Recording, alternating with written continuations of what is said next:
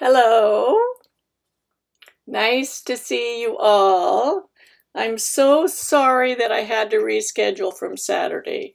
I'm sure everybody else understands when your internet goes out, it can be very frustrating. And I had people ready to measure and all that, but we had to reschedule. It saved my sanity, and I appreciate your patience. So thank you for showing up again. So let's see who's here. Dee Verte, good morning, Dee. Deb Rohrbach, Belinda Drabble, welcome to Earth, I love that one.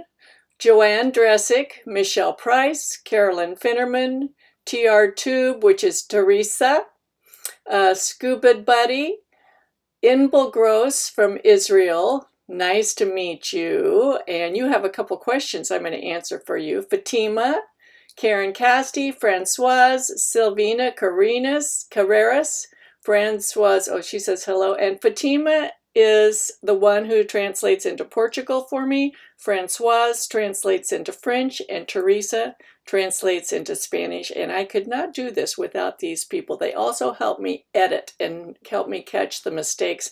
And, you know, when you're trying to teach people a philosophy of knitting, or the thinking of knitting, sometimes words in one language don't translate well into another language. So they really help me work on that, and I'm learning a lot about the words to use. Gail Lawson, Chris Hoffman, Diane Joel, Arlette Garcia, Lizanne, Luana Hendricks, Monique, Jan, Marlene, Diane Joel, Judy Joyce, Marie Tobita. If you get a chance, Marie Tobita is a fantastic mosaic knitter designer. Check out some of her designs on Ravelry. Just look up Marie Tobita and you'll see her beautiful mosaic designs. Elaine, Mary Inman, 37 Vega Lira, Jane Hart, Bradley Trahan, Duke of Nico, Emily Beaton, Jillian, Alistair Kirk, Vera Van Slyke, S. Goldsmith, Sheila, Barbie, Joanne Dressick, Wendy Lang, Amy Hazuda, Sophie, Z Bards, Jing Ramaj, Bet 3242, Joan Miller, Judith Andres, and lots more people. It is so nice to see you all on here. Thank you for participating. So what we're going to do today, of course, I'm going to answer your questions. We'll do that in the second portion, but the first portion I'm going to go over using your numbers for measuring your body and how to put those into the schematic, and then to design your armscye and your sleeve cap. Next week, I'm going to do the same thing, use the same numbers, but I'm going to show you how to finesse the sleeve cap for people who are larger in the front than the back, or larger in the back than the front, where their armscye is not symmetrical. That will be next week. Plus, next week, I'm also going to talk to you if you want to make a pleated sleeve cap or a gathered sleeve cap. You know, those are becoming very popular now because of the programs that are on Netflix and up from the 1800s, the early 1920s, 30s, 40s, where the sleeve style was different. So I'm going to teach you how to do those too, and we'll delve into that next week. The following week, we're going to focus on the neckline and collars for cardigans and pullovers. And then after that, we'll start thinking about knitting. So right now, you have lots of time to swatch. I've started my swatching. This is my second swatch. The first one didn't pass muster. I didn't like it. I want to embroider on mine, so I wanted to pick a pattern that I could embroider into. This is my first choice, but I'm going to try some more. This is Wollmeise Lace Garn. This comes in a great big huge skein. There's like 1,800 yards in one skein. She calls it lace weight. I would say it's a light fingering. I did this on a US 4 needle, which is equivalent in metric is 3.5 millimeter needle, and you can see it came out really nice. So, and this is what the yarn looks like, a little bit of it. So, and it's a tightly spun yarn, so it's good for stitch definition, and I'm hoping that it won't pill, and it's my color. I like it. It's going to look really good. Next decision I need to make is, do I want to make this as an all-over stitch pattern, or do I want it just in the yoke? I'm making a pullover this time for myself. I'm making a pullover. Do I want this design just in the yoke or as an all-over stitch pattern? And then if I do it an all-over stitch pattern, do I want to embroider the whole thing or just portions of it? So there's still lots of decisions to make. And then what kind of ribbing will I have to go with it? I'm going to swatch that too. And I'm going to be along on this journey with you all. So you have plenty of time still to swatch, because we have to design our schematic first before we can before we can start knitting. So let me go to my hands. So I need to turn on that computer. So I will tell you, there's nothing more frustrating than being all ready to go and then not being able to go. So let's see here. I want to have, this is my hands. Let me focus this, get a better focus. Okay, so I have 4 people's, real live people's measurements here, 4 different people. And I'm going to go through all 4 of them, and I'm going to put them onto the schematic. So let me shrink this down a little bit. That's as far as it'll go. So on this person, we'll call this person P. So I'm going to put a P. She's going to have 2 inches of ease in her garment. So we would add 2 inches, we're going to say plus 2 inches of ease. So that means there's no line here. So we're not adding ease to the back neck. We're not adding ease to the shoulder width. We are going to add ease to the bust chest. So that would make her 41.5. The waist would be 42. Hip, 40.5. Upper arm, 13.5, wrist, 7.5. Then none of these other numbers have any ease lines next to them, so we would not put ease there. I only put ease lines next to the areas where you would add ease. Now we can see her bust is 41.5, waist 42, hip 40.5. She's pretty much straight up and down, so I think we'll just go with 41.5 for all of these measurements. So we're going to now move her measurements. Let me fold this in half so I can scoot it over a little bit.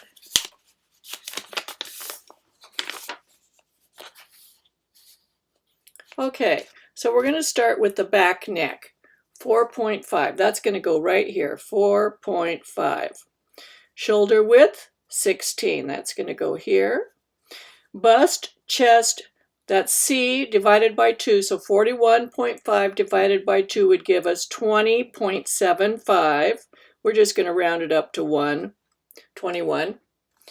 And we're going to do the same for the waist is going to be 21, and the hips are going to be 21. Upper arm, 13.5. That is F. That goes here, 13.5. The wrist, 7.5. Back, neck to waist is from here to here. So this is going to be 15. You do not add ease to length. Back, neck to hip is going to be 22. Front neck to hip is the same length. So this is the back, 22 for the front, same length. Armhole depth, that is K. Now the armhole depth is wrapping the let me see, we have our little picture here. The armhole depth is when you put something under your arm and you measure from that over to that. And so we're going to divide that by 2. So hers is 12.25, so it's going to be 6.125. is the armhole depth. Armhole circumference. We're not going to write that anywhere on here, but we will use this on the worksheet. Back, neck to wrist. That's the next one down here. Let me move this up.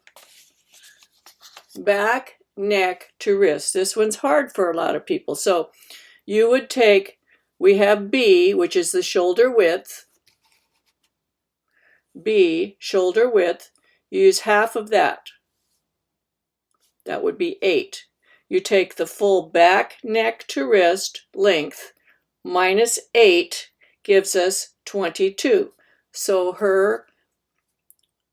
the length here is going to be 22. So that's M, which is back, neck to waist, minus B, which is shoulder width, divided by 2 is 22. So the sleeve is going to be 22 inches long. And then bust point, it would be from here to here, is 8 inches. Bust point depth for her, 10.5. Okay, so now what do we do with those? This is P. We're going to take, we have that on the schematic now. Now we're going to fine tune the Armscye and the sleeve cap. So this is gross measurements. So we're going to, let me move those for the next people. We're going to take out our worksheet.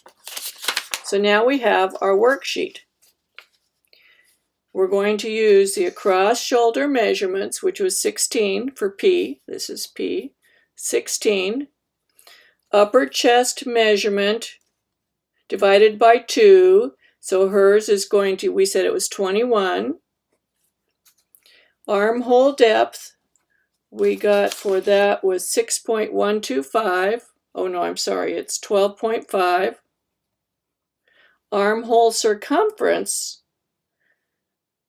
this is L, is 15.25. Underarm width, D minus C. So we're going to get our handy calculator out here because when I'm making a video, I'm probably not at my best for math. So 15.25 minus 12.5 gives us 2.75. So that's the distance between here and here for P is 2.75. So we had the circumference minus the depth gives us the underarm area. Okay? So now we're going to set that aside. I'm going to do 4 people in a row and then I'll design their armholes and you can see how that interrelates. So this is P. We can set her aside. Let's see, we should have 3 papers for her. Now we're going to do J. J has, let's see, here's J, and we're going to get a schematic for J. And she also is going to use 2 inches of ease. So first we're going to add the ease, so this is going to be 38, 34, 47, 13, 7.5.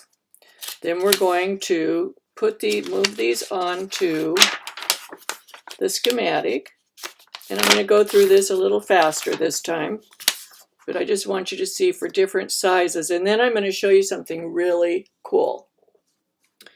Back neck is 4, shoulder width is 14, 38, waist 34, hip 47. Upper arm is going to be 13, wrist 7.5.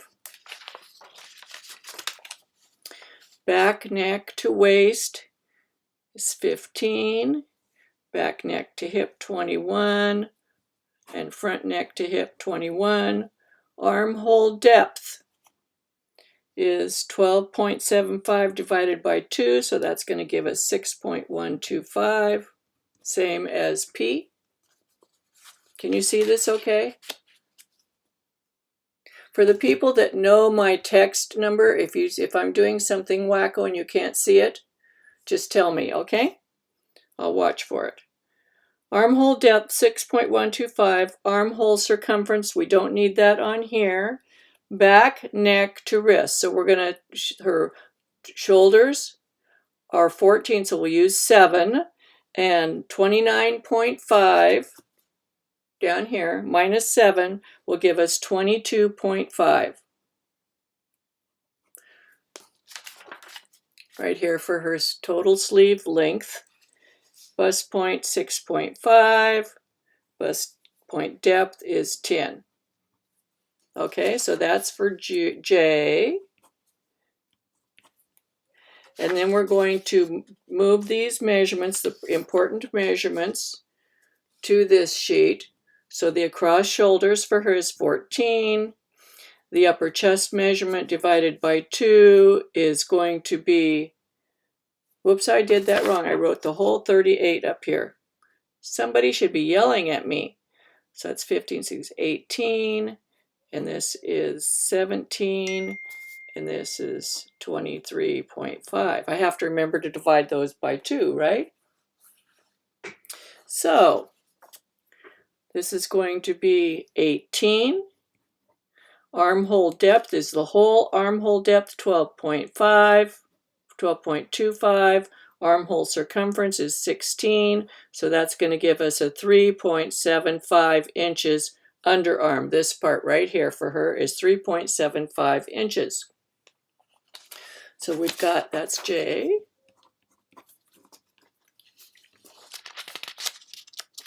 We'll call that J1 because I have 3 J's. J1. This is J2.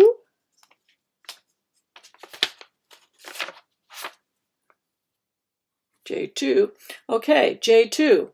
Let's look at her. And these are people with 3, 4 completely different body sizes. I'm going to also add 2 inches of ease for her.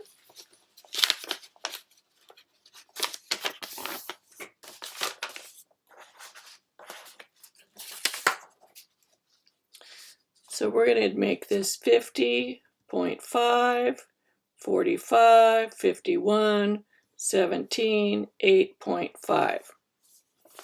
Same thing. I'm going to transfer all of these over to here. Back neck 4.5.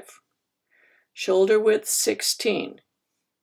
Bust 50.5, so that's going to be 25.25. Waist is going to be 22.5. Hips going to be 25.5. Then we've got the upper arm is 17. The wrist 8.5. Back, neck to waist. Here H is going to be 16. Back, neck to hip 23. And in the front is 24. Armhole depth 15, so that's going to be 7.5. Armhole circumference we're not going to use here. Back, neck to wrist. So that is 31 inches minus half of this. 31 minus 8 is going to give us 23. 23 inches here. I have very sloppy writing. Bust point width is 9.25 and depth is 13. Then we're going to transfer this information to her worksheet. And so far we're not using all the information on the worksheet, and I'll explain to you why in a minute. So we have the across shoulder measurements is 16. Upper chest plus or ease divided by 2 is going to be 25.25. And then we have the armhole depth is going to be 15. Armhole circumference 22. So her underarm is 7 inches. This part right here is 7 inches. Okay, so that's J2 and J2. You may be identifying yourself with one of these people. This is why I wanted to use several people with varying body sizes.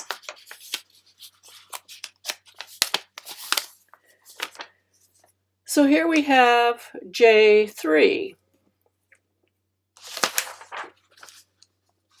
J3.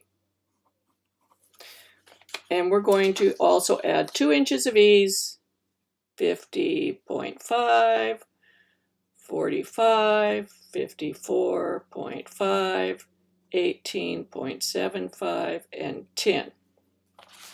So back neck, 5.25, shoulder width, 16.5. Chest divided by 2 is going to be 25.25. Waist divided by 2 is going to be 22.5. Hips is going to be 27.25. Upper arm is 18.75. Wrist, 10. Back, neck to waist is going to be 17.5. Back, neck to hip on the back is 23. On the front is 25. Armhole depth is 16, so this will be 8. Back, neck to wrist, so we have 16.5. Hers is 29.5, but she wants a 3/4 length sleeve. So hers measured 26.75 for a 3/4 length sleeve. So we would subtract 8.25. So let me do that on my calculator. They're going to get these when I'm done with them. So 26.75 minus 8.25.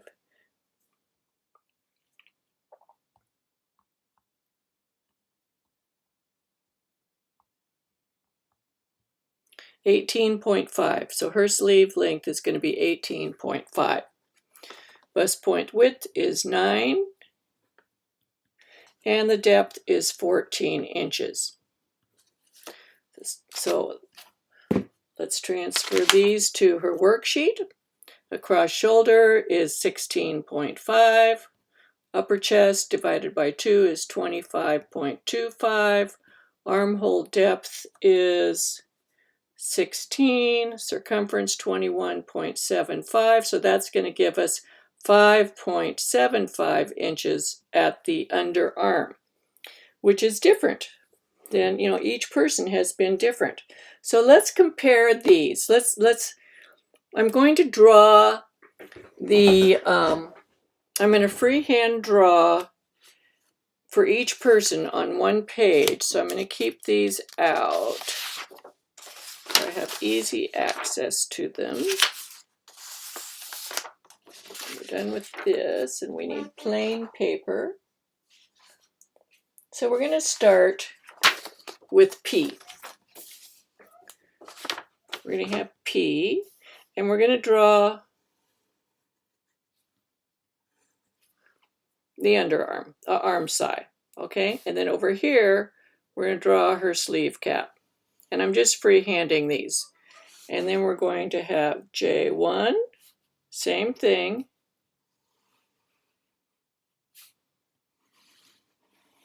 These are not actual accurate measurements, but just to give us an idea, J2,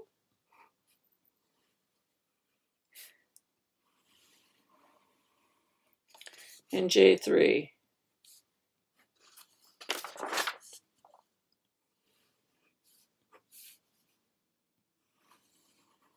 And we're going to put the numbers in, okay?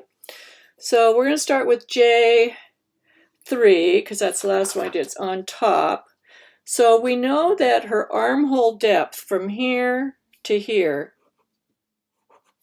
is 8 inches.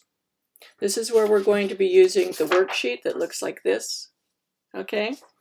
And we know that the underarm, this part right here for her, is 5.75 inches. That's going to be the distance between here and here. But we need to divide it by 2. So the the curve of her underarm side, her arm side, is going to be half of 5.75. So that's going to be, get my trusty calculator out. I need a secretary, see, that could be feeding me this information. 2.875. This is 2.8. We're just going to round. Then that means that this area from here to here is also going to be 2.8, but you can see visually it's not the same, but it will be also 2.8. And then we know that from here to here is 8 inches, but part of this up here is going to be the shoulder. So when we look at someone from the side, this is not flat here, is it? Or it's not straight from here to here. It's not straight. We have a curve here. And for the average person, this is about 2 inches. But we'll talk more about refining this next week when we do the refining of the sleeve cap. So I'm just going to use 2 inches for everybody today. So it would be 2 inches, an inch here and an inch here. So that means when you're just looking at the front of the sweater or the back, that there's 1 inch right here, 1 inch.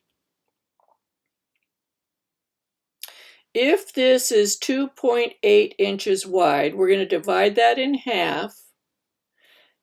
So we'd have 1.4 and 1.4. The 1.4 is going to tell us how high the curve is. So it's flat here for 1.4 inches, then it curves for 1.4 inches. So if we enlarge this curve over here, it's going to be 1.4 inches high from here to here, and it's going to be 1.4 inches wide. So that tells us now that we have 1 inch for the shoulder, 1.4 inch for the curve. That's going to leave us 5.6 inches for this part, 5.6 inches. So this up here is going to be 2 inches, 2 inches.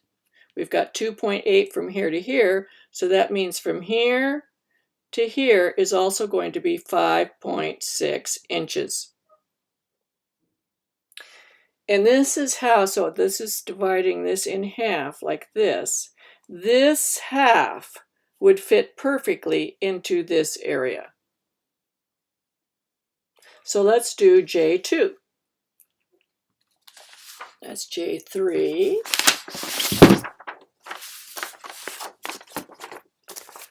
J2. So J2, the depth from here to here, we start with the depth. From here to here, the armhole depth for her is 7.5 inches. Her underarm width is 7 inches. So we're going to use half of that. Remember, the underarm width is this part right here. So if we take this number, the armhole circumference, subtract the armhole depth, gives us the armhole width. And hers is 7.5, and we are just going to use half of it, so that's going to give us 3.75 inches for this area from here to here. Then we're going to divide that in half, because half of it's going to be straight, the other half is going to be the curve. So 3.75 divided by 2 is 1.875. So this part right here is 1.875, and this part right here is 1.875. And this part from here to here is 1.875. Then we have our 1 inch for the shoulder. So if we take 7.5 for the total armhole depth, 7.5 minus 1.875 minus 1,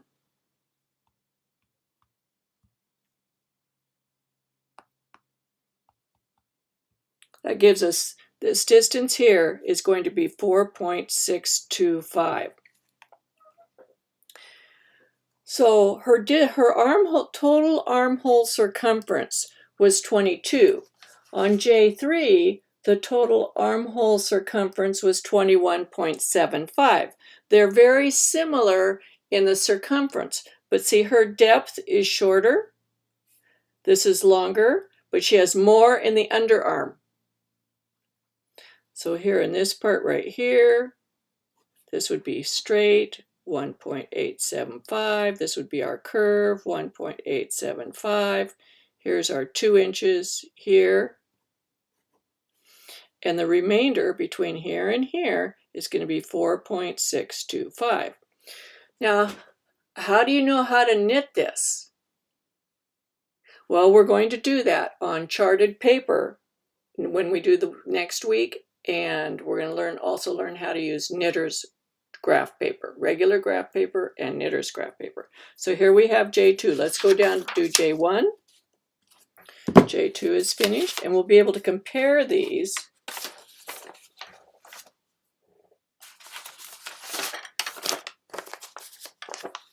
This is J1. So she has an armhole depth of 12.25, so that's going to be between here and here is 6.125. Her armhole circumference, let's look on her worksheet. Her underarm is 3.75. Here's her underarm, 3.75. So that's half of that's going to be this portion right here. So 3.75, 1.875. The whole thing is 1.875, and we have to divide that in half. This will be straight. So 0.93 for each section. And the curve would be 0.93 inches tall from here to here. And we have our 1 inch here. So we would be subtracting 6.125 minus 1.93. So she has 4.195. Just a little bit shorter than this person here, although this person's armhole circumference is larger. This armhole circumference is 16. This armhole circumference is 22. But you can see the depth is not much difference in the angle of the curve. So we're going to draw hers. So we're going to have 1.8. This whole section here is 1.875. From here to here, the curve is 0.93. We have our 2 inches up here. And what's remaining is 6.125. Now this is not 6.125 going from here to here. It's 6.125 going from here to here on an angle. And that's where we have to use graph paper and knitter's graph paper to make our calculations. So that's J1. Let me keep this out. Now we're going to do P.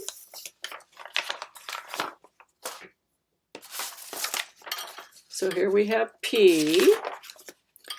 And P's armhole depth is 6.125. 6.125. We're going to have that 1 inch up here. And her armhole circumference, so her underarm, P's underarm is 2.75. This area here, from here to here, is half of 2.75. 2.75 2 equals 1.375. Divide that by 2. So each section is 0.68, 0.68, 0.68. So when we figure out this portion here, we're going to say 6.125 minus 1.68 gives us 4.445. These are similar. These three are similar. These two are closer. So now we know over here we're going to have our 2 inches. We're going to have 1.375 from here to here.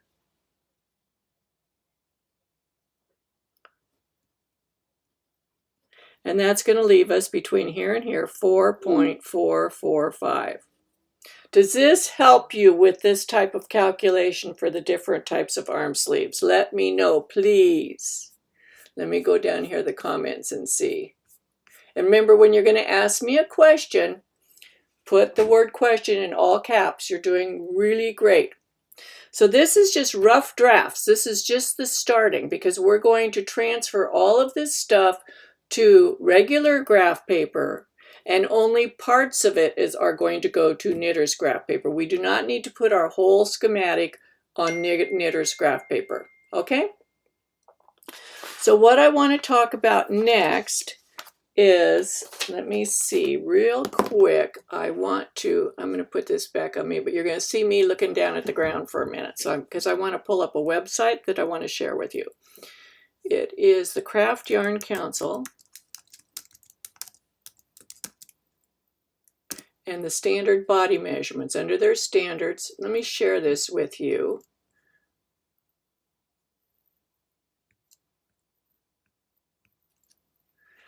Let's see if you see my screen. Yes. So I went to, see up here where it says Craft Yarn Council. I went to the Craft Yarn Council, and I'm going to go over where it says standards, and then down to standard body measurements. And I'm going to look at those. And it talks about ease here, bust, chest, fit, and ease chart very close. Tells you all the different types of ease and how you would expect it to fit. And then we're going to go over here to women's size charts. Could they have babies, child, women, man? You know, we're going to look at the women's right now. For men, you can look at the men's. But what I want to show you is with my people, my 4 examples here, what I want to show is how they may or may not fit within a size. So this is chest in inches. Okay, this is measuring, let's see, standard body measurements. Let's look here again. These are actual body measurements. Okay, it says right here. These are actual body measurements, not the garment measurements. Okay, I want to make that very clear because this is what we're going to look at. So let's look at P. Her chest circumference is 39.5. Let's find her. Chest. She's kind of between a medium and a large. She's closer to the large, so we would choose the large. And her waist is 40.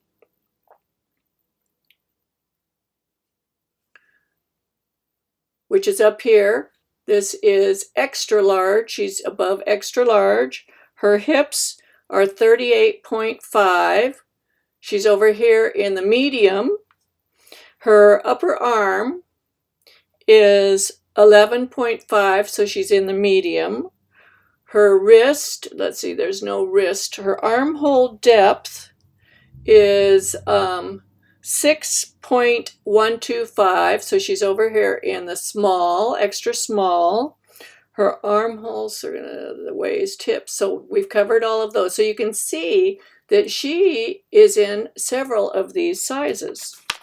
This is why I teach these tutorials, because this is the way we all are this way. This next person, her bust is 36, so medium. This is J3. Bust is medium. Waist is 32, is large. Hip is 45, large. Her upper arm is 11, which is medium. No wrist. And her armhole depth is 6.125, which is in the small, extra small. Okay, now let's do J2. J2 is bust is 48.5. So she's XXL, waist 43, XXL, hip 49, XL, upper arm 15, XXL, and then armhole depth is 7.5. Over here, this size is medium, 7.5, or she could be in large. So this is what happens with people who are larger sizes. Oftentimes manufacturers just increase everything. And you might be just larger in the arms. You might just be larger in the bust. It doesn't mean your whole body is equivalently or relatively larger. So now let's go to J1. Bust is 48.5. So she's XXL. Waist is 43. Same. Hip 52.5. Same. But let's look at the upper arm. Her upper arm is 16.75. Her armhole depth is 8. Here's the armhole depth. So it's just to give an example that a lot of people fall in multiple categories. So I can stop sharing that. I find that very, very interesting. So I kind of call it like pick your part. You know, you find your part on the sizes, and then you can see how you flow back and forth. But when you're doing a tutorial like what I'm teaching you, those sizes don't matter because we're going to make everything just fit you. We don't have to worry about those. So I want to talk a little bit about 2 more things, and then I'll start answering questions, okay? So I'm going to share my hands again. Let's see. Okay, so these are also documents. These are pages that are in the big document. And this one, Francois's husband did for me. He's done a lot of the drawings, and I really appreciate it. It's totally awesome. Explaining ease. So, and there is another page that goes with this that will be in the appendix, and the appendix will come at the end of the tutorial. I'm not putting it in there now because it's a lot of math. And for the majority of knitters, when they see the word math, their brain turns off. For those who understand math, this is easy to understand, and it's easy to understand for people who don't like math. So you have the area. Let's say you have your upper arm or your arm right here, and this is the actual arm measurement. And here is the actual arm measurement, this line here, and you add 2 inches to it. You can see that the distance between here and here, the inner ring and the outer ring, is this much. If you take the measurement of the actual body measurement and you add the same 2 inches to it, it's the same, A and A are the same, you get the same distance between the body and the garment. It's the offset is exactly the same, and this explains it a little bit more down here. So this is with 5 inches of ease. So if you had a measurement of 30 inches and you added 5 inches to it, it's going to add this much, and this is the offset, which is 0.8 inches. If you took a smaller diameter, this is a 30-inch diameter, if you took a 10-inch circumference, took a 10-inch circumference, and you added the same 5 inches, you're still going to have the same offset as 0.8 inches. So there's the 2 ways of thinking about it. One is, let's say you have your circumference and you want to add 10% ease to it, and you would add 10% ease to your arm. Then your ease, this distance right here, E, would be smaller on your arm than it would be on your body. So, and if that's what you want, that's okay. But this is using the same amount of ease. For example, this could be 2 inches, 2 inches, whatever, it's 5 inches, 5 inches. It's going to give you the same amount of space between your body and the garment, no matter what size the piece is you're measuring around. This drawing was also by, his name is Andre. This is amazing. This was so good for explaining the arm circumference. This is the underarm area. This is the upper arm with the ease, and how these two relate together. I really, really like this. So, and they're color coded. So the very bottom of the arm is green. That's right here. The curved part of the armscye is the orange. The straight up armscye is light blue, and the 2 inches at the top is the dark blue. And you can see how these two areas are the same here. You want these to be the same. They have to match up. So when you're seaming these, here you're seaming stitches to stitches.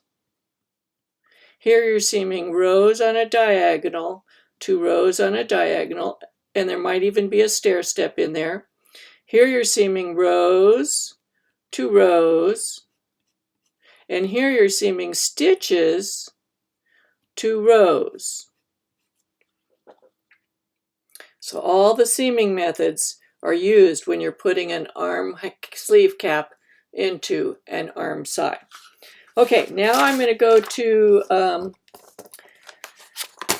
the questions here live, and then I'm going to answer the Ravelry questions. Okay, so it'll take me a second to scroll through here and look for your questions.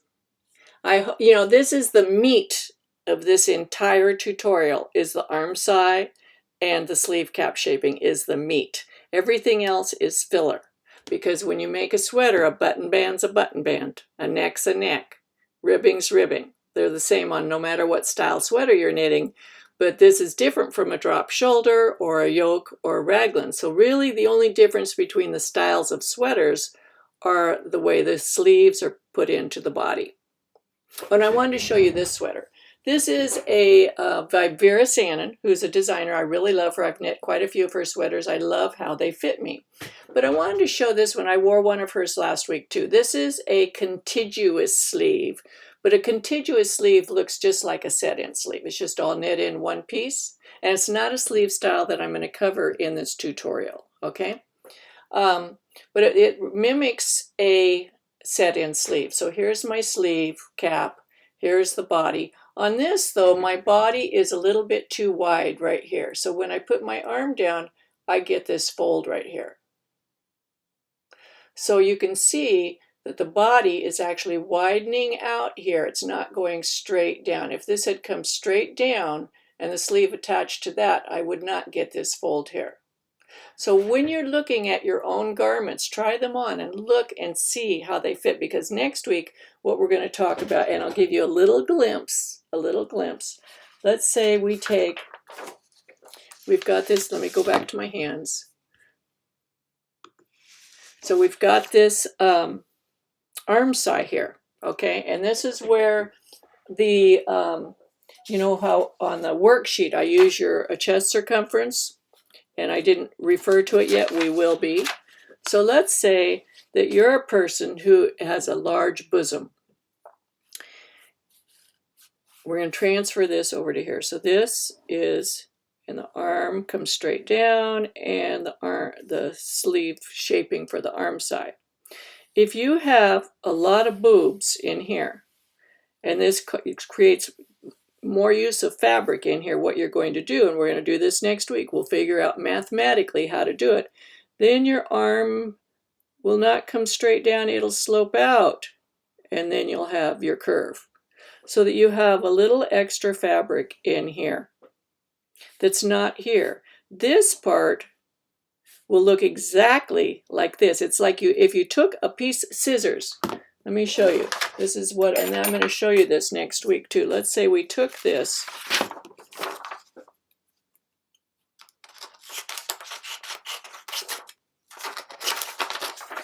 Okay, and we need this to have 2 inches more fabric in here. We can take and make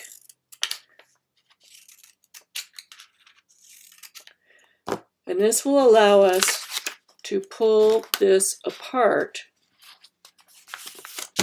and this will start angling out like this is here. I could put a few more cuts in here so it'll split easier.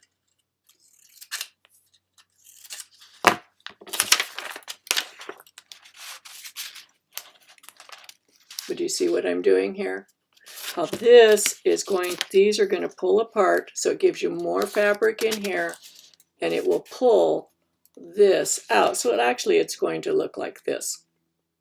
Gives you more bust fabric. So normally when you're knitting bottom up, which is we're doing here, and you come to the sleeve, you bind off, and then you go over, and then you might do one stair step, bind off, come over, and then you do some decreases, right? And then this is straight up. You just have a few decreases right along here. In this case, you would have decreases all along here because you would be wanting to go from this width of fabric to this width by the time you get up to the shoulders. Therefore, your shoulders are going to fit. Your bust fits and your shoulders fit. And I'm going to be using those same 4 people's examples that I used today, and I'm going to show you how we're going to customize this. And this has to do with the worksheet. On this worksheet where we have a cross shoulder measurement, an upper chest measurement, and we'll give you a little sneak preview on this one. So let's say we have the upper chest measurement is 25.25 minus the shoulders 16.5 equals 8.75. And we divide that in half. See, her underarm width is 5.75. On here, we're getting 4.375. So I'm going to show you how to reconcile between here and the differences between here so that our underarm fits. Okay, so that's in next week. If I give you all this information at one time, it's too mind-boggling. As they say, how do you eat an elephant? One bite at a time. So I'm giving you bites of information, and you can work on your schematic, fill in your drawings, put this information on yours, and then we'll go from there. So let me put these over here and put J3 back together. Okay, let's go to your questions. Let me scroll down. It'll take me a second because there's a lot of conversation going on here. Everybody give me a thumbs up if you haven't given thumbs up yet. And if you haven't subscribed to my YouTube channel, please do. I also need a few more people to be moderators.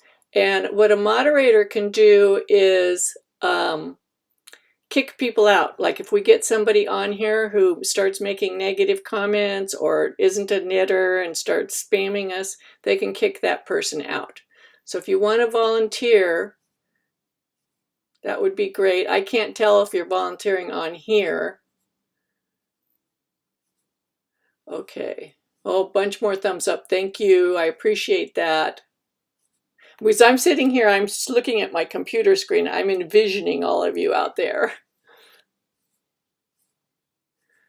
And I can tell.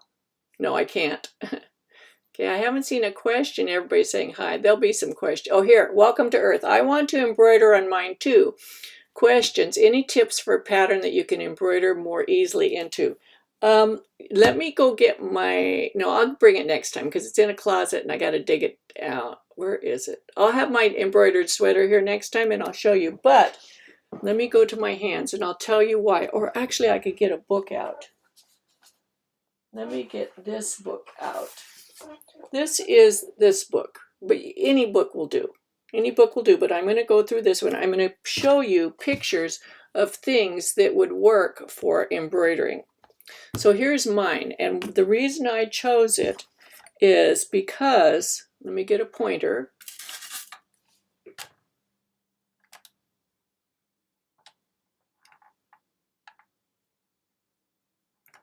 The reason I chose it, first of all, I could make a little blip here, and a blip here like a French knot, here.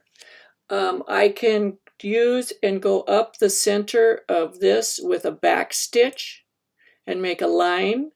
I could also make a line here, or I could make lines here to accentuate the curves. I might do both. I might make a line here, and then put a French knot right here. I'll experiment. You know, it's hard to say what it's going to look like, but what I look for in patterns, I'll show you in here. We'll go through some pages.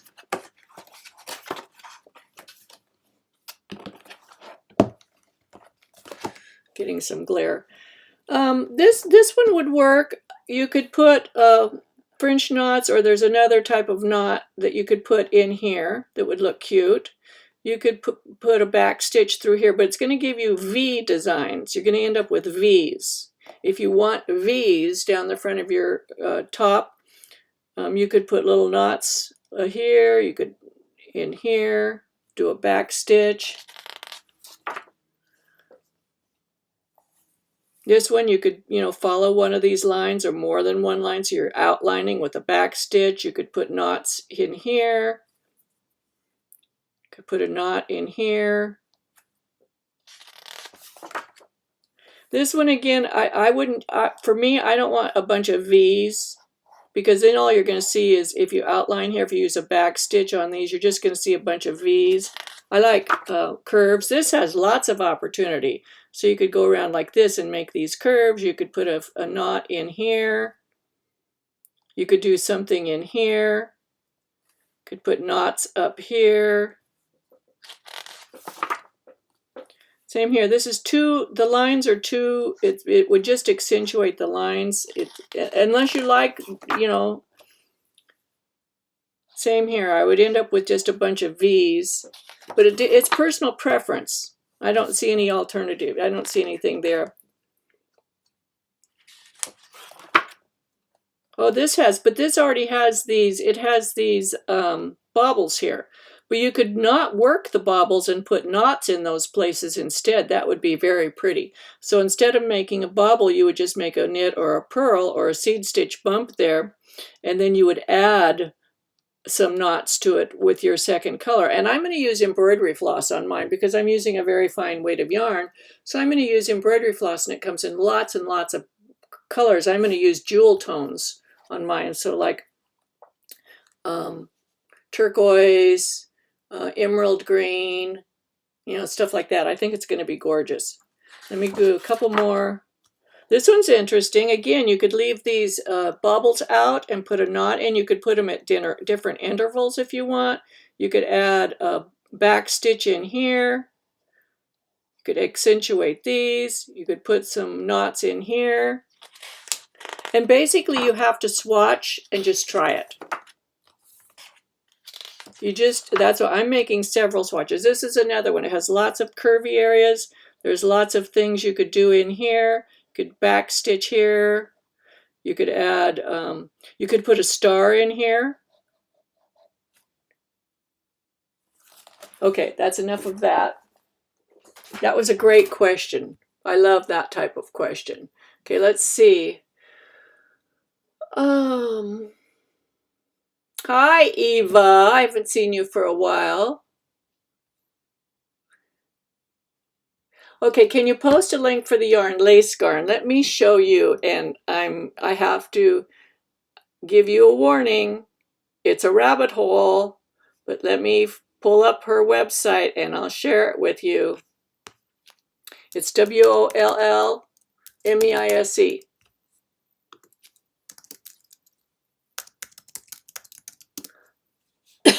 Excuse me.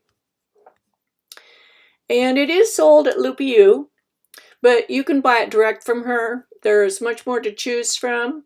So I'm going to show you, I'm going to share my screen. Can you see this? Okay, so we're going to look, so the pure is fingering weight 100% merino. Twin is fingering weight 80% merino, 20% acrylic or nylon. And lace weight is what I'm using. It's like a light fingering.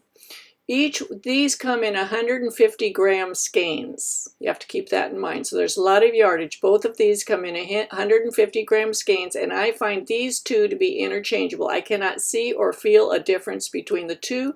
So if you found a color here and you wanted a contrasting color and it was over here, these two you can use together, the pure and the twin. The lace, so the twin and the pure are equivalent. the lace is what I'm using. Let's look at some of these. Her dyeing is what is amazing. So, and these are 300 gram skeins. So you're getting about 1,800 yards, which for me is plenty for one sweater. So it's 41.18 euros. And the shipping for one of these to the United States is about 17 euros.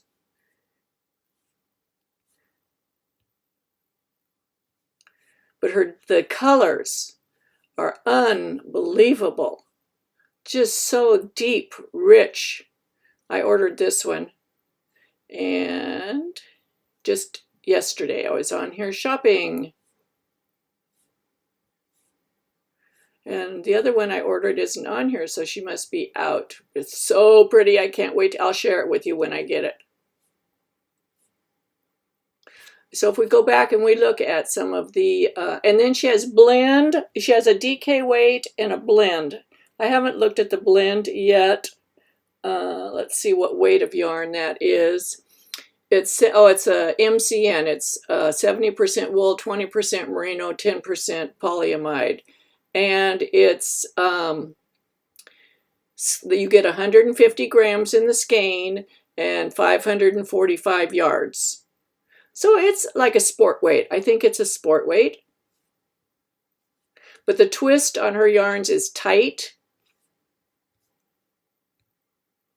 I love it. I've knit several tops out of this. For me, I said the lace garn, one skein is enough for a sweater for me. A couple of my friends order, and I'll let you know what they think about it too. Okay, Barbara, are there new worksheets for the schematics and the sleeve cap? We're going to be doing more, don't worry. There's this Armscye, and the sleeve cap is the biggest deal of this whole sweater. This is infernal solving.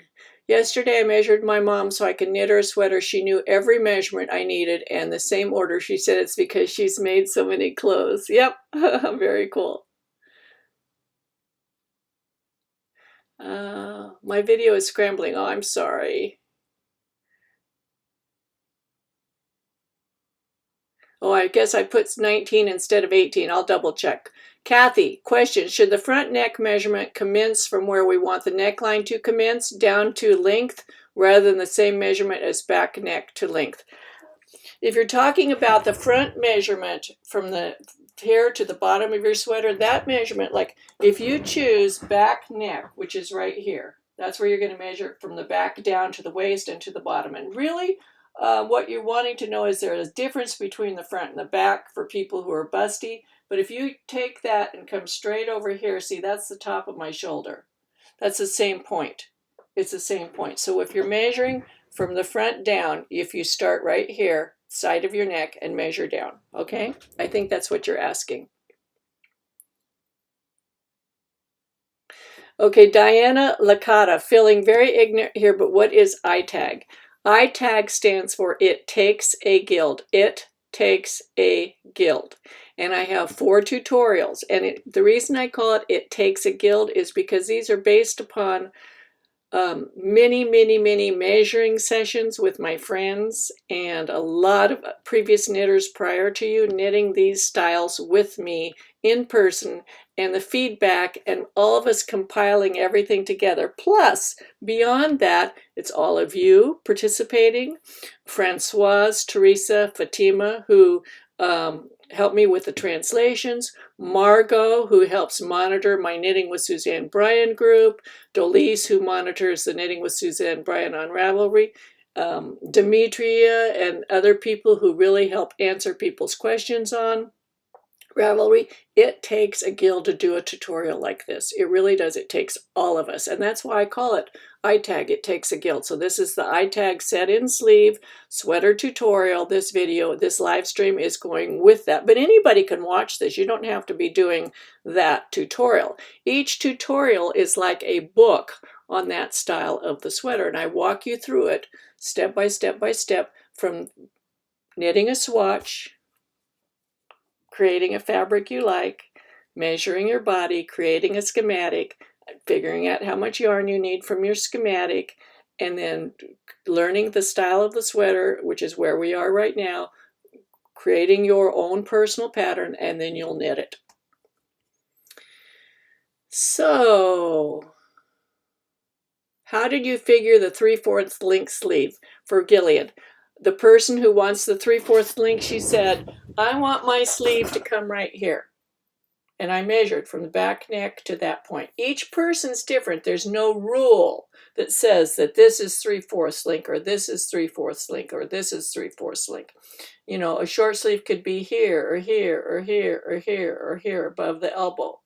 3/4 length is usually below the elbow. Full length is usually at the wrist. Some people like it like where your watch would hit. Some people are above the bone at the wrist. Some people like it at the bone of the wrist. Some people like it below the bone of the wrist. When you're knitting your own sweater like this, you can choose whatever you want. It doesn't have to be a rule. There's no rules. Okay.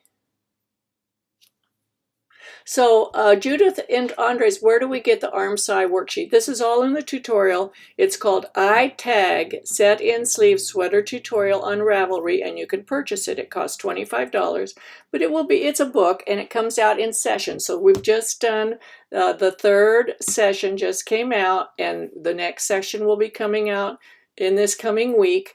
And it's like I said before, how do you eat an elephant? One bite at a time. I give you one bite at a time how to design and knit a custom sweater for yourself. And you do not need to be an expert knitter to do this. You do need to know how to knit and purl, and it would be good if you've got some knitting under your belt, but you do not need to be an expert to do this. Question about negative E. Should it be uniform, 2 inches everywhere, or might it be less, say 1 inch? It's up to you. Now, if it were a garment that is manufactured, widely, they're going to all be the same.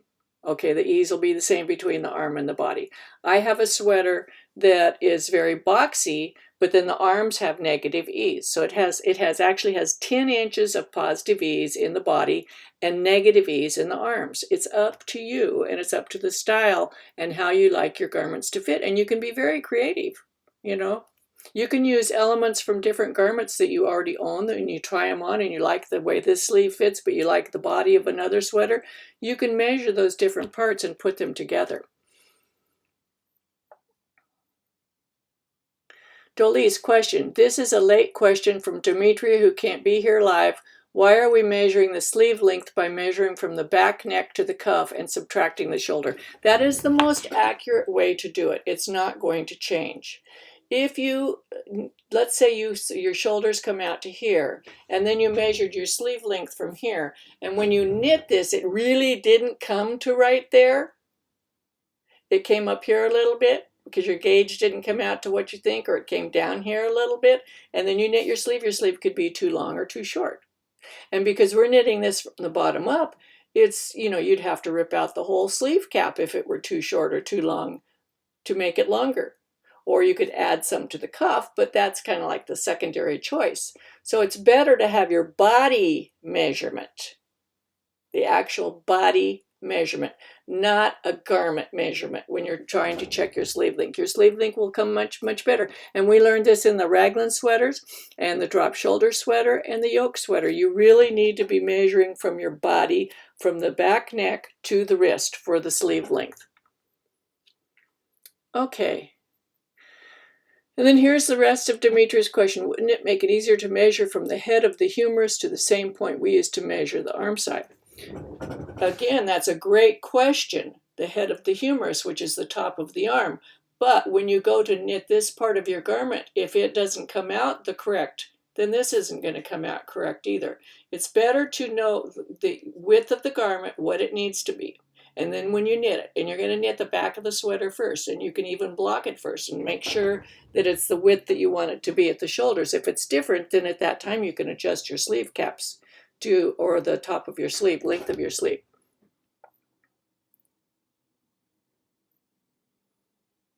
Okay, let's see. I'm not reading everybody's comments. I'm just looking for what it says. Question, okay? This is Welcome to Earth. Question, do you have to use graph paper to do the calculations? Because I don't have access to that. Graph paper, if you have a computer and a printer, there is knitter's graph paper for free that you can print off the computer. If you don't have any access to graph paper, like you can't print it off the computer, you can draw yourself some graph paper. You can create it. And you only need it for very small sections of the sweater. You really only need it for the curves on the armscye and the curve on the sleeve cap and the curve of the neckline. Those are the only places that you're going to need knitter's graph paper. Okay? Question from S. Goldsmith. On B, upper chest measurement, you are not taking the 2-inch ease into your measurement. Should it be included? B. Which B? Where? B. On the worksheet? B on the worksheet says upper chest measurement divided by 2 plus the ease divided by 2, which is the same thing as taking your upper chest measurement, adding your ease, and dividing it by 2. So, once more slower, please, but I don't know what that's in related to. Recheck J1 sleeve cap. J1. I'll recheck those later, okay? Because when I'm filming in front of you, I know my math calculations are not correct. I'm just trying to show you the process and how to go through it, okay? Chris Hoffman, so on the sleeve, if you add the 4 measurements, it should equal the armhole depth. It should equal the armhole circumference if you add the 4 measurements. And then you have to multiply them by 2 because it's just showing one side. The arm side just shows one side. So if you're looking at this right here, you know, and you have the 1 inch at the top, the straight part at the bottom, the curve, and the part in the middle, that's 4 parts. When you add those all up, it is just 1/2 of the circumference of your arm, okay, your underarm.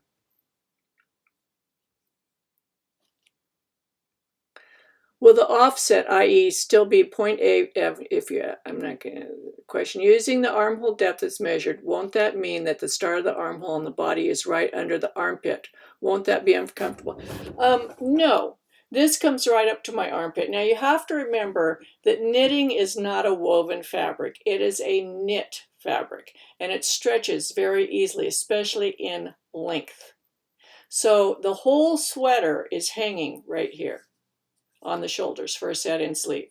So when you have the weight of the yarn, the whole body of the whole sweater's weight is hanging from here. The weight of this is going to pull. Watch what happens right here when I pull here. Do you see it come down? So if you, and watch my underarm, my armpit right here, watch when I pull down. Do you see it come down? So even if you knit this exactly to your body measurements, when you knit the sweater and put it on, the weight of the sweater is going to pull that armhole down, and it's going to give you about a 1/2 inch depth change in your armhole. So if you made ease in your armhole before you knitted the sweater, and then the sweater pulls down even more, you're going to end up with 1 inch under, and that's too much. That's too much, okay? Yes, Chris Hoffman says, do you also use the same process if you have a designer's pattern to double check the fit? Yes, and then I change the areas. Are any of you seamstresses? Have any of you made your own clothes? So I've made, years and years have made my clothes because I'm tall and I wear like a size 10, but the length of my body, size 10, doesn't fit. I have to add like 2 inches in my arms, 1 inch in the waist, 1 inch in between my waist and my crotch. I add another inch, and I add 4 inches to the length of my legs. So I've always changed the size of patterns from sewing. I do the same thing for knitting. I know that the designer doesn't know my body. The designer doesn't know my body. The designer is going by the standards that I showed you, like on the Craft Yarn Council. They're assuming everybody fits in one size. So when they design for that size, all the measurements are for that size. What if your armhole depth is a different depth? What if your upper arm is a different circumference? you can change it. It's okay. And this is what you're learning in this tutorial. This is how to customize sweaters to make them fit. And you learn that by just making a sweater from scratch that fits you. And then you'll know what areas you need to adjust. Okay. Kurt. Hello, Kurt. Nice to see you. Question. Jillian, this method works for any body type. Yes, it works for any body type. Male, female, child, adult, a teen, tween, anybody. Same method. Fatima, can you include me, Suzanne? I'm not sure where or what, but Fatima, you are absolutely included. Fatima does the Portuguese translation for me, and she's part of my It Takes a Guild people. Okay. Monsi Stanley wrote a book, Knitting Plus, all about embroidery on knitting. I did not know that. Thank you, Kurt. Kurt is a wealth of information. Beauty Kip.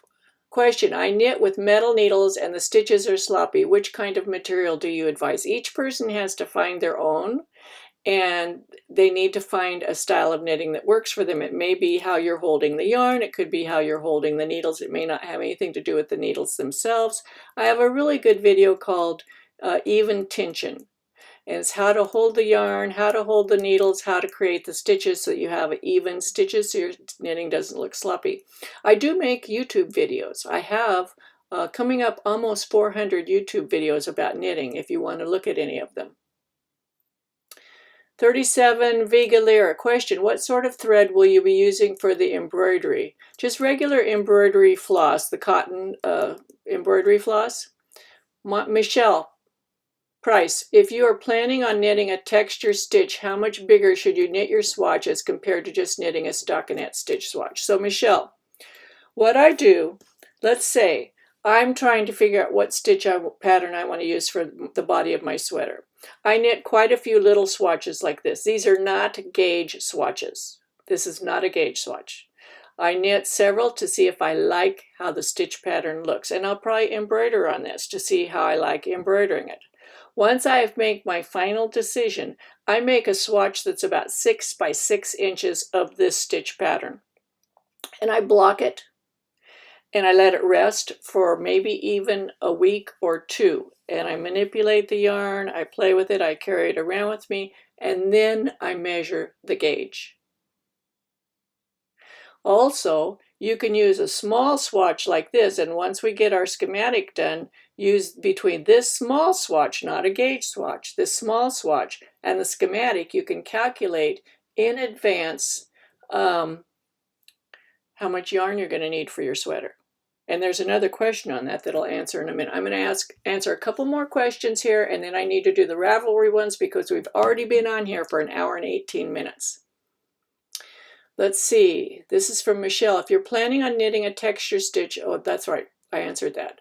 1 skein of lace yarn is enough for a sweater with sleeves. Yes, the lace garn, the Wollmeise and In Ball Gross. If you're like I'm going to knit my sweater with like a 40-inch bust, okay? I'll have plenty of yarn for this and the long sleeves. Next week, I'll bring out a sweater that I knit with it, and I'll bring out how much yarn was left over. And that's the sweater that has the 10 inches of ease in the chest, and it has 3/4 inch length sleeves, and there was plenty of yarn left over, 1 skein. SJM Clarty, question, I have trouble wasting yarn, but I want to try different patterns. Can I reuse these swatches in my sweater? Yes, and I have a video on reclaiming swatch yarn. You can watch that. Diana Danko does she's also part of my team. Diana Danko, she watches all these videos and creates the timestamps for me so that when you go back and watch this again after it's been stored on YouTube, you can go directly to the part you want to watch. You don't have to watch the whole video to get to one little snippet of it that you'd like to see again. You can look at the timestamps that'll be in the description below the video and just click on the timestamp you want. So, I have a video, and Diane will put that in the timestamps, and I'll put a link to it on reclaiming swatch yarn. And it is not wasting your yarn. Believe me, it's better to make a swatch that's this size than a swatch that is sweater sized. And I have knit in the past, before I learned how to do all of this, I knit many sweaters that were intended for me that ended up being gifts to other people because they did not fit me when I was finished, because I didn't know how. And that's why I enjoy teaching this. It is time consuming to do all of this, but when you're finished, you have a sweater that is a work of art and it fits, okay? And Francis Davis, is there enough yarn in the Wollmeise to do? Yes, tons. You can make lots of swatches. Oh, hello, Scott. He said he forgot he's here late. Anita B, are you going to show how to measure gauge in a texture swatch? I can do that. I'll put that in for the future, okay? I got the question from Demetria, thanks. And question, will this tutorial support a V-neck design? Yes, we're going to do a V-neck, a crew neck, a shallow U-neck, a lower U-neck, and a boat neck. Okay, so you'll get all of those.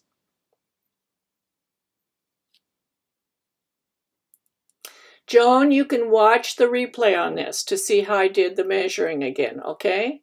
This will be on YouTube. It'll be on there as long as YouTube exists. Okay, question, can we access the chat? Yes, I have it set so you should be able to see the chat afterwards also. So let me answer the questions that are from Ravelry now. That's just as important. They're really good questions.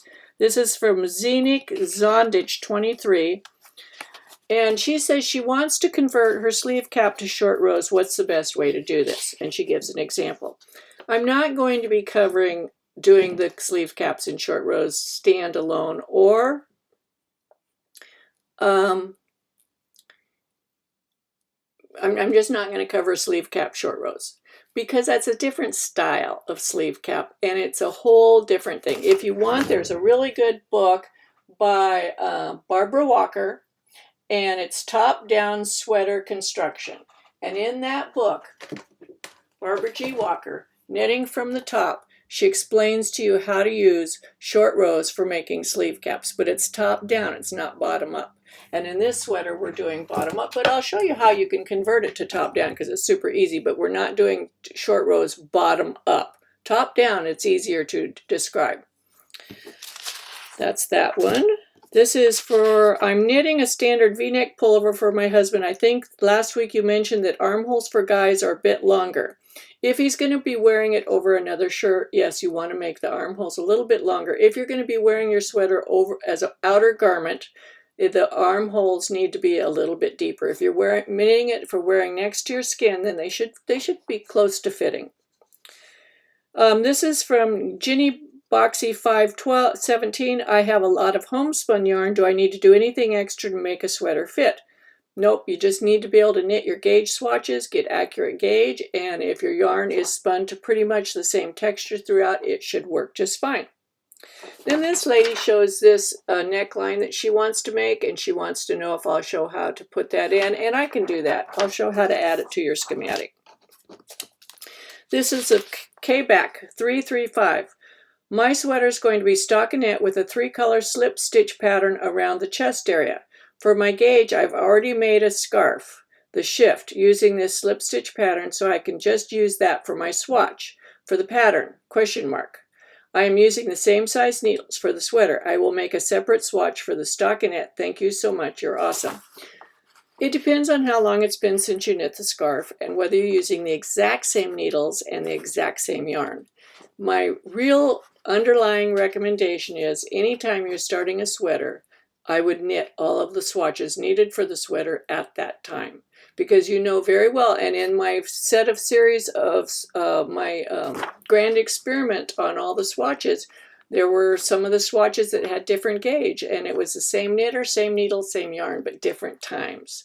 So you need to sit down, do your swatches for your sweater. Don't try to save time by saying, I already knit that. I'm going to use the gauge from that. Don't do that.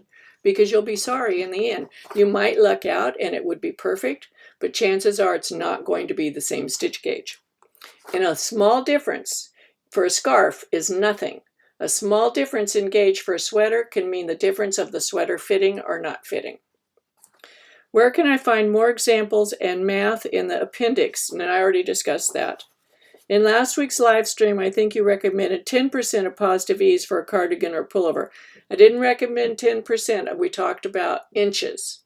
Previous knit-alongs, I've talked about 10%, and I think I've changed my thinking to using inches, a set inches for ease. But again, you don't have to have the same ease on different body parts. You can, it's personal choice.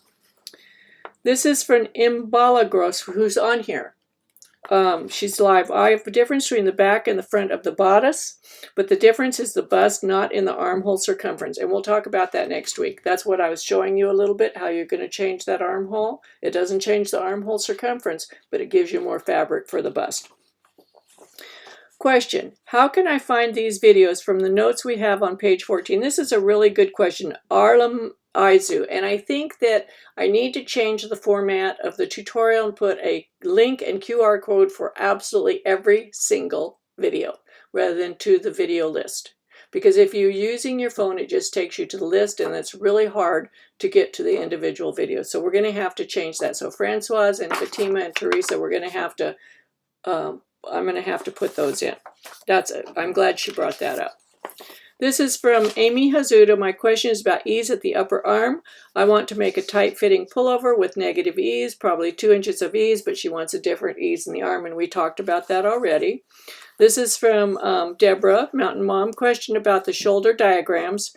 I love the circles with portions in different colors. I can see what you mean. To apply this to my personal case, how would I tell if the top of my shoulder slants forward from the vertical or is centered?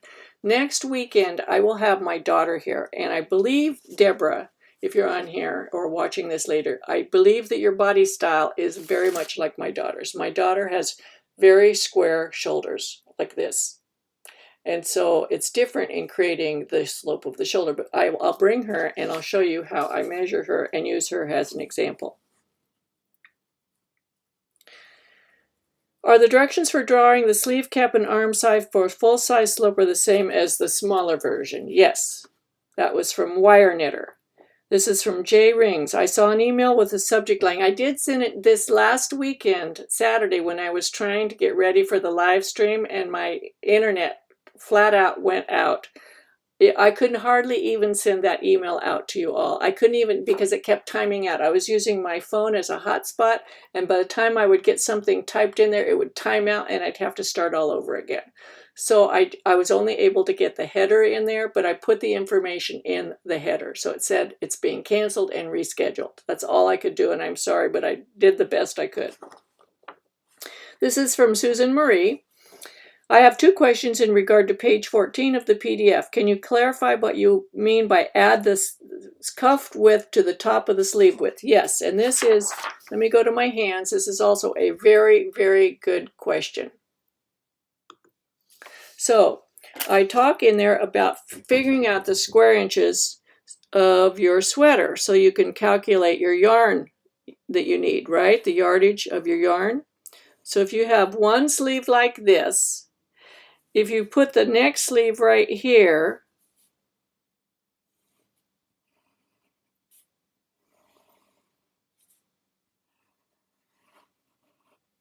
and then you use this distance from here to here, here to here, and the length from here to here. So it gives you a square. So basically what you're adding is the wrist width to the shoulder width. So if this is 5 and this is 15, you have 20. And then you measure the whole length of the sleeve. So let's say this is 22. So you would multiply 20 times 22, and that would give you the square inches for this area, and you'd know how many square inches of yarn you need. Okay? You do have these extra bits here, yes. But that's okay because you're going to be swatching. And you can use those for your swatches, or they could be used for a collar, you know, anything like that. That's a really good question. Thank you, Susan Marie, for that question. This is Nona Jones. She says, Is letter B upper chest measurement on page 17 the same as measurement C? On this page right here, the letters have nothing to do with the letters on my body measurements. It's different. And I thought about using the same ones, but they would just look like random letters here. Okay, so I may add them in parentheses or something. This is from Rue Pearl. She says, I know Suzanne said we don't need to make any adjustment for the underarm, but she doesn't want her underarm up under her body.